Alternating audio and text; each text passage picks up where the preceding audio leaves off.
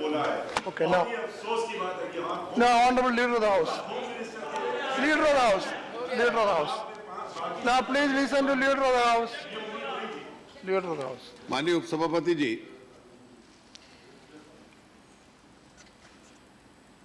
कल से नेता प्रतिपक्ष आजाद साहब ने जो बहस आरंभ की है, सदन में लगभग सभी पक्षों के लोगों ने एक स्वर में हिंसा की निंदा की है।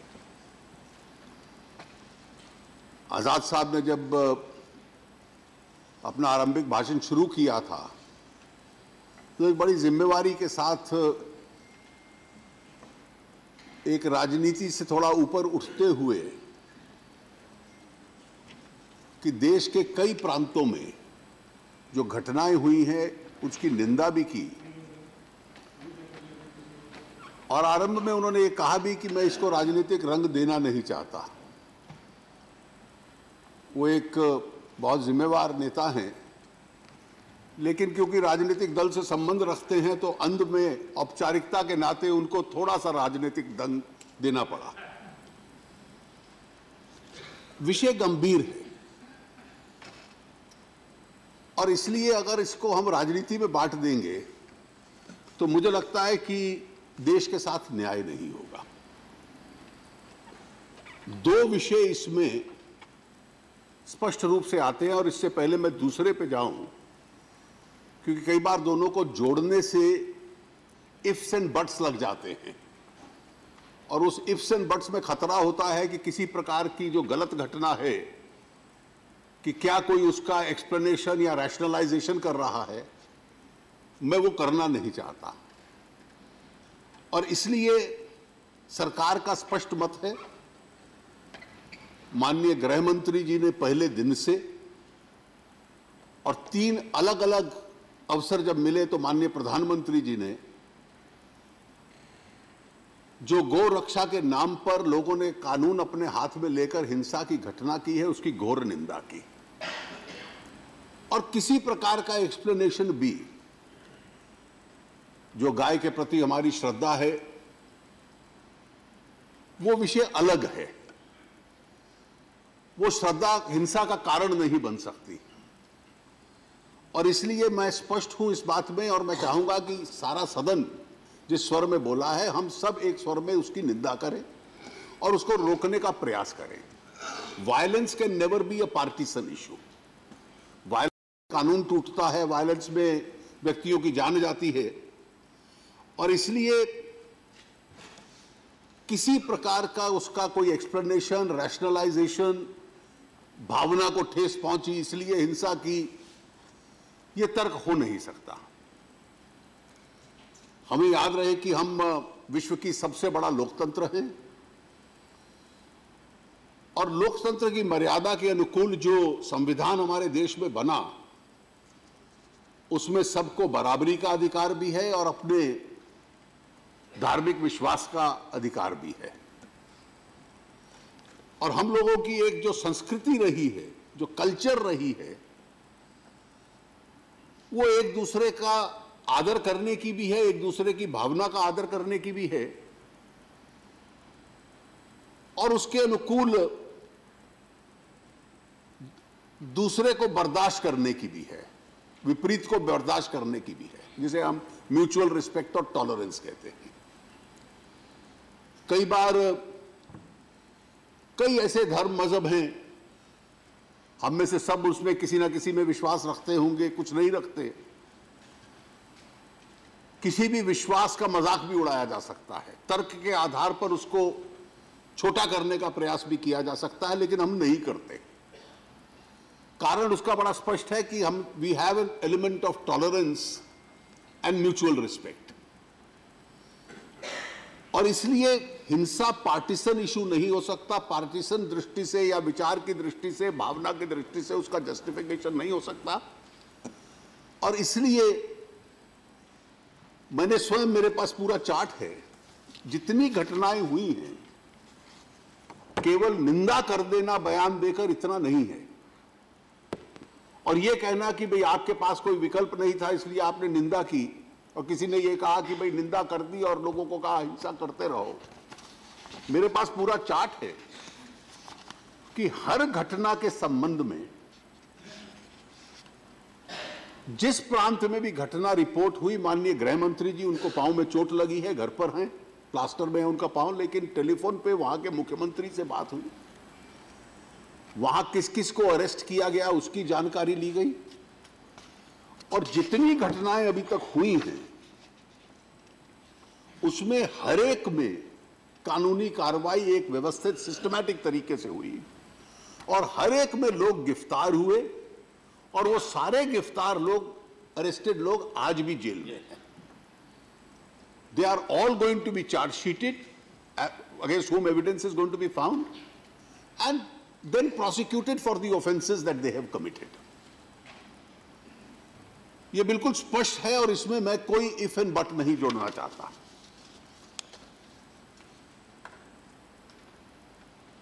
जहां तक गाय का विषय है, मैं सभी माननीय सदस्यों से इस बात का जिक्र करना चाहता हूं कि जब हम टॉलरेंस की बात करते हैं तो देश में एक बहुत बड़ा वर्ग है जिसकी उसके प्रति एक श्रद्धा है, और ये कोई हमारी सरकार के आने से नहीं हुई। संविधान सभा में बहुत लंबी चर्चा इस विषय को लेकर हुई। थोड़ा सा आजाद साहब, आप और आपके सहयोगी भी इस बात पर विचार करें कि क्या हमने सेक्युलरिज्म की परिभाषा को इतना विकृत कर दिया कि जो 70 साल पहले चर्चा थी तो आज थी। मैं उसका उदाहरण देता हूं। आज अगर डॉक्टर अंबेडकर होते और डॉक्टर अंबेडकर संविधान सभा में खड़े होकर कहते, मैं सिर्फ आर्टिकल 48 पढ़ देता हूं, ये उन्हीं का बनाया हुआ आर्टिकल है।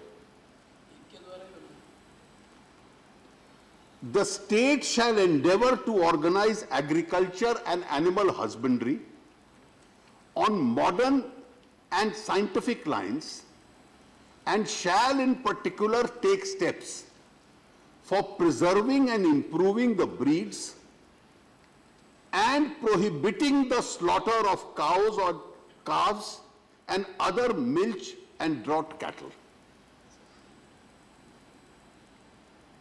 ये नरेंद्र मोदी जी ने या राजनाथ सिंह ने नहीं प्रपोज किया था, ये पंडित नेहरू के समय में जब वो प्रधानमंत्री थे डॉक्टर अंबेडकर ने कहा था, और सारी कॉन्स्टिट्यूएंट असेंबली ने इसको संविधान में डाला। It's a part of article 48। The state shall in particular take steps for preserving and improving the breeds and prohibiting the slaughter of cows and calves and other milch and draught animals. कि राज्य कदम उठाएगा गाय की हत्या पे प्रतिबंध लगाना, और केवल गाय नहीं, cause and calves and other milk animals, दूध देने वाले अन्य जानवरों को। इसके पीछे आर्थिक रैशनल भी हो सकता है, इसके पीछे सांस्कृतिक और धार्मिक रैशनल भी हो सकता है। ये सारे विषय कॉन्स्टिट्यूएंट असेंबली में डिबेट हुए, और शायद वो हम सबसे ज्यादा बुद्धिमान लोग थे जिन्होंने ये सोचा कि सर्वसम्मति एक मत से ये संविधान के अंदर डाला जाए। उस वक्त जब ये संविधान में आ गया और डायरेक्टिव प्रिंसिपल्स में आया, तो डायरेक्टिव प्रिंसिपल्स में आने के बाद ये राज्यों का अधिकार था। जो 7th शेड्यूल है संविधान का, जिसमें अधिकारों का बंटवारा हुआ कि केंद्र का कौन सा अधिकार है, राज्यों के कौन से अधिकार हैं, तो स्टेट लिस्ट में एंट्री 15 डाल दी गई। और स्टेट लिस्ट की जो एंट्री 15 है वो ये है, preservation, protection and improvement of stock and prevention of animal diseases, veterinary trading and practice. और हर राज्य ने यह माना कि आर्टिकल 48 को अगर लॉजिकल एंड पे ले जाना है तो राज्यों की विधानसभा के पास अधिकार है कानून बनाने का। उस वक्त ना भारतीय जनता पार्टी थी और भारतीय जनसंघ की तो एक भी राज्य में सरकार नहीं थी। पंडित नेहरू प्राइम मिनिस्टर थे। सन 50 के दशक में अधिकतर राज्यों में कांग्रेस की सरकार थी और कांग्रेस की सरकारों ने एक के बाद एक सबसे पहले मध्य प्रदेश में लाए और उसके बाद हर प्रांत में कानून बनाया। जितने प्रांतों में बन सकता था, नॉर्थ ईस्ट में नहीं बना, गोवा में नहीं बना, केरल में नहीं बना, वेस्ट बंगाल में नहीं बना। ये इन 4-5 क्षेत्रों को छोड़ के बाकी सारे हिंदुस्तान में जो एक प्रकार से 80-85% इस देश की पॉपुलेशन जिन प्रांतों में है, उन प्रांतों में कानून बना कि काउ स्लॉटर प्रोहिबिटेड है, प्रतिबंधित है। और उसके पीछे पंडित जी जानते थे, पंडित जी ओवर रिलीजियस नहीं थे, सेक्युलरिस्ट थे। अगर तुलना करूं पुराने प्रधानमंत्रियों की तो शायद इंदिरा जी रिलीजियस ज्यादा थी, लेकिन पंडित जी के जमाने में कानून बना कि भाई गाय का एक हमारी संस्कृति में एक स्थान है, इसलिए काउ स्लॉटर प्रोहिबिटेड होगा। मैं आपसे प्रश्न एक पूछना चाहता हूं आजाद साहब, मतलब इसको उत्तर देने की दृष्टि से नहीं, लेकिन सोचिए कि 70 साल में आज अगर डॉक्टर अंबेडकर जीवित होते और यह कानून लाते that the state shall endeavour to bring a law prohibiting cow, तो शायद सतीश मिश्रा जी की पार्टी सबसे पहले खड़े होकर कहती डॉक्टर अंबेडकर कम्युनल है। हम लोग ये कह रहे हैं कि ये गलत किया और ये गलत है हम, लेकिन ये कह रहे हैं कि इसके नाम से आप किसी को मारेंगे। आप क्या काउ स्लॉटर का कानून जो है वो सबको ही वेलकम कर रहा है, कौन मना कर रहा है? Nobody is objecting. But if you are saying that कि डॉक्टर अंबेडकर मेंट कि आप काउ स्लॉटर के नाम पे किसी को मारेंगे कि शायद ये गाय ले जा रहा है इसलिए इसको मार दो, चलिए आधी बात तो आप मान गए, इसकी बात चलिए ना। इस कानून को कौन मना कर रहा है? इस कानून का तो सपोर्ट सभी लोग कर रहे हैं। चलो, कानून का तो कौन मना कर रहा है? who's opposing that? Sir, opposing that? बड़े आदर के साथ मैं उस स्टेट में रहता हूं जहां मुस्लिम मेजॉरिटी, कश्मीर, वहां महाराजा साहब के वक्त में कानून बना है गाय आप स्लॉटर नहीं करते। उसके बाद जब नई सरकारें आई, शेख अब्दुल्ला प्राइम मिनिस्टर भी बने और प्राइम मिनिस्टर कई साल तक 3-4 हमारे प्राइम मिनिस्टर, उस कानून को किसी ने आज तक नहीं बदला। आज भी कश्मीर जैसी स्टेट में काउ स्लॉटर बैन है। हमने एक मिनट, 1 सेकंड के लिए भी हमने ये नहीं कहा कि आप काउ स्लॉटर की इजाजत दीजिए, उनको मत पकड़िए। हमारी आपत्ति है, मैंने उधमपुर की मिसाल दी, ट्रक में कोयला है और गाय के नाम पे 2 आदमियों को ट्रक समेत जला दिया। मेरी आपत्ति है कि जुनेद ट्रेन में जा रहा है, उसकी लिंचिंग की गई, वो गाय कहां थी ट्रेन में।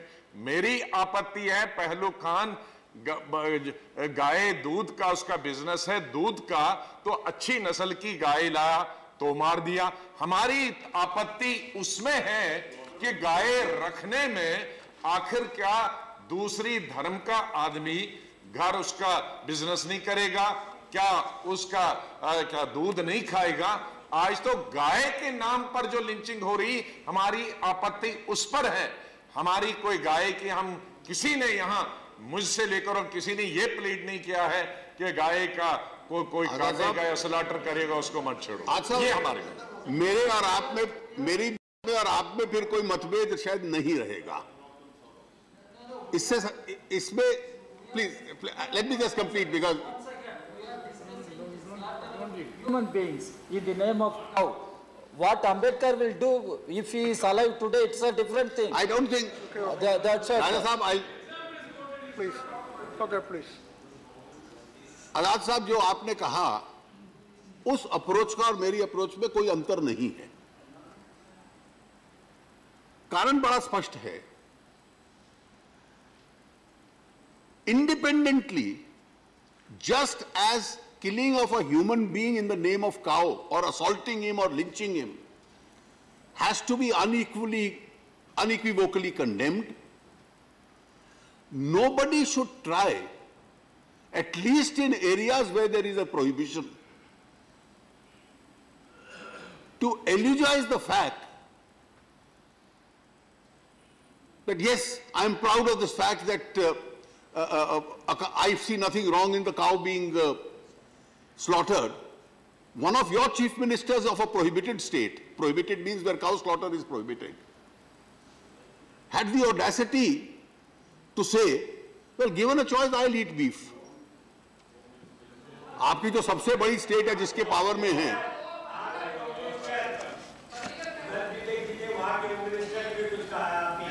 और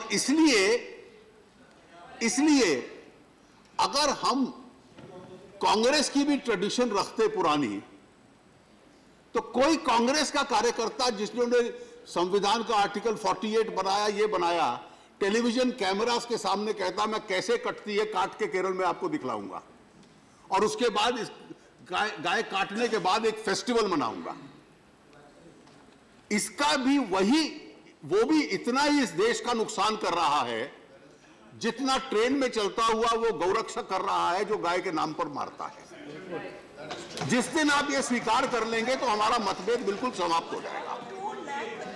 और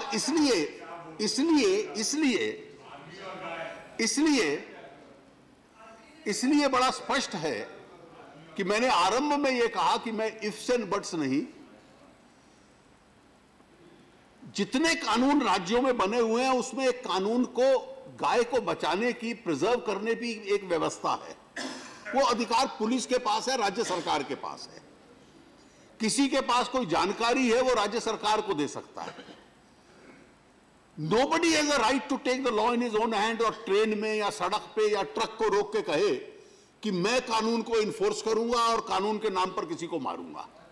और इसलिए कोई करता है तो उसकी निंदा भी होनी चाहिए, उसको गिरफ्तार भी करना चाहिए, उसको प्रोसिक्यूट भी करना चाहिए, लेकिन उसका यह अर्थ नहीं कि प्रोहिबिटेड एरियाज में जिन राज्यों ने नहीं प्रतिबंध किया उनका अपना अधिकार है, जिन्होंने प्रतिबंधित किया है कम से कम वहां पे इसको एलिजाइज करना, इसकी प्रशंसा करना और इसको स्वीकार कर लेना, इसको इनकरेज करने की व्यवस्था हम ना करें। नहीं, उसका आनंद जी कारण यह है, मुझे एक थोड़ी सी शिकायत है, मैं जो सामने रखूं। जब हम सिलेक्टिव मोरालिटी और सिलेक्टिव कॉल ऑफ कॉन्शियस में जाते हैं तो यह कठिनाई आती है। दिल्ली का चुनाव था, दिल्ली के चुनाव से कुछ दिन पहले, और यह तकलीफ है कुछ लोगों को हमारी सरकार के साथ, जुलूस निकलने लग पड़े कि भाई फला जगह चर्च के ऊपर हमला हुआ। There were number of church attacks. हमने कहा कि कोई किसी में राजनीतिक कारण नहीं है, कोई कारण नहीं कोई किसी चर्च में करे। पुलिस ने हर केस रजिस्टर किया, हर केस इन्वेस्टिगेट किया। Not one was found to be politically linked.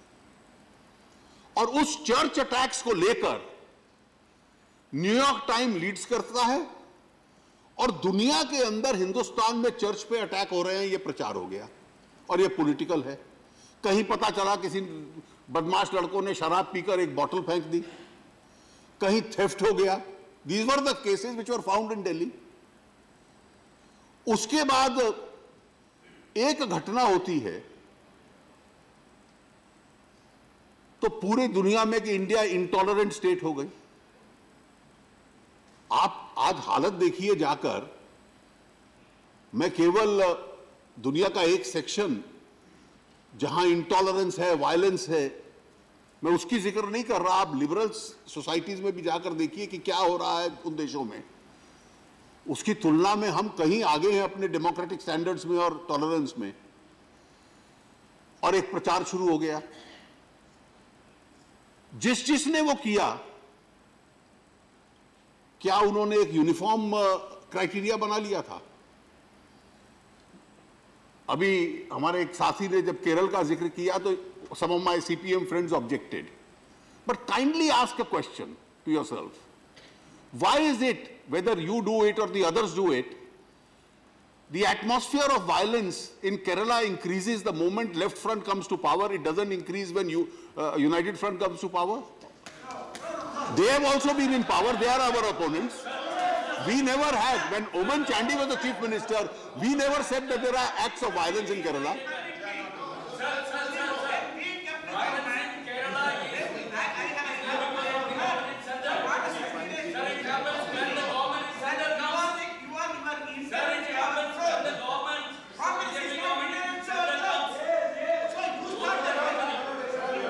Sir, the number of political killings taking place in Kerala today. All of you stand up. Sit down, sit down. No, please.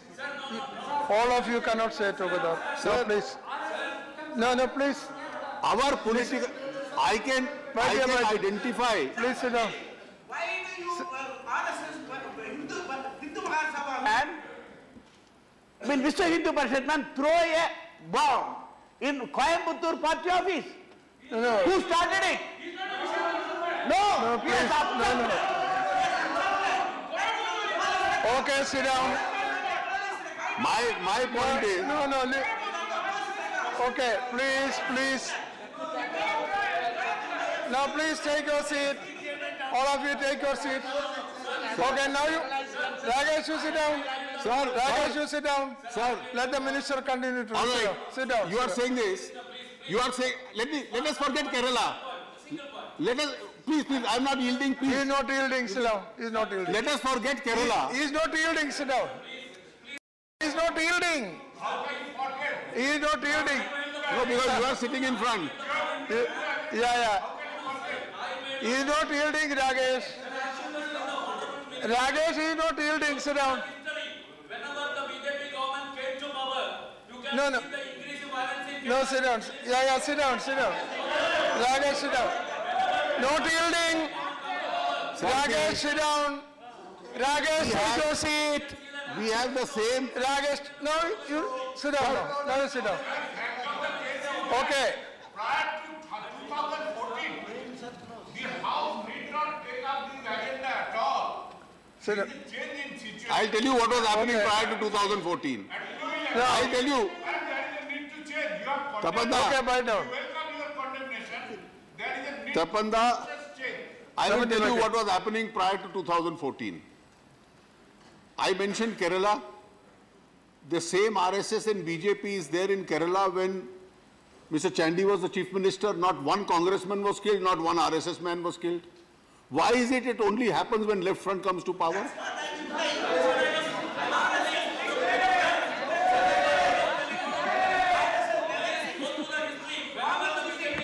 All right. And if you want to know,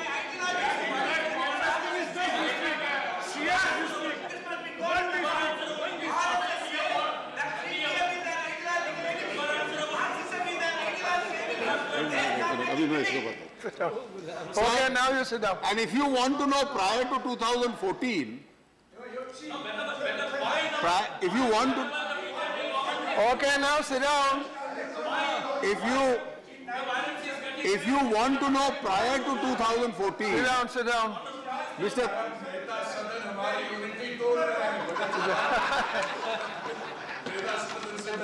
Sit down. If you want to down, know sit what down. was happening prior to 2014, I'll only give you one advice. You have chosen a very eminent man as your candidate for the Vice President of India.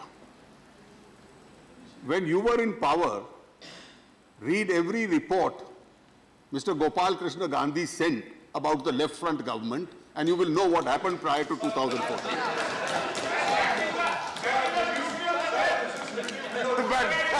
Sir, this is hitting below the belt. This is not acceptable. This is not acceptable. Sir नेता सदन तो बड़े सुलझे हैं, इनका बड़ा regard करते हैं, लेकिन ये हमारे विपक्ष का डिवीजन मत करें, लिंचिंग पर आ जाए. Derek is not participating. Derek Sir, Okay, that's all. Honorable Leader of the House has just said, and thank you very much, that you have, during the course of making this observation, acknowledged one good thing. Besides many sterling qualities of our candidate, you acknowledge that he is eminent and he is fair. If that is there, then withdraw your candidate. All right, all right. sir,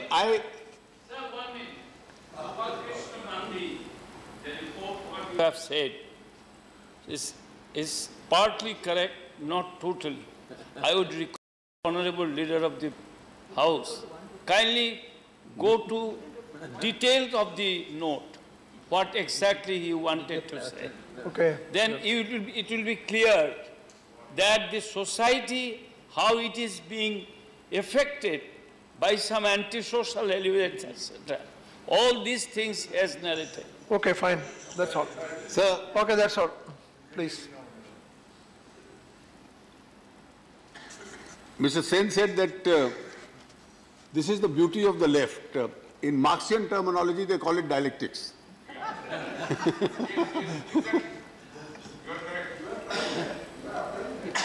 And therefore, sir, these are, I just wish to say this, these are two completely independent. If we are to create an atmosphere in this country where we can get rid of this problem which has arisen on account of some people taking the law into their own hands, I reiterate once again, I need not reiterate the relevance and the high importance of cow in India's culture, that nobody, the government stand is very clear, nobody is allowed to do that. There is no rationalization. No argument of sentiment being hurt can be an explanation for this. And the government is absolutely committed. Whoever is the culprit, the state governments have a responsibility. A written advisory has also been sent. The Home Minister has spoken to each of those state governments. And therefore, the law will certainly take its own course in these cases.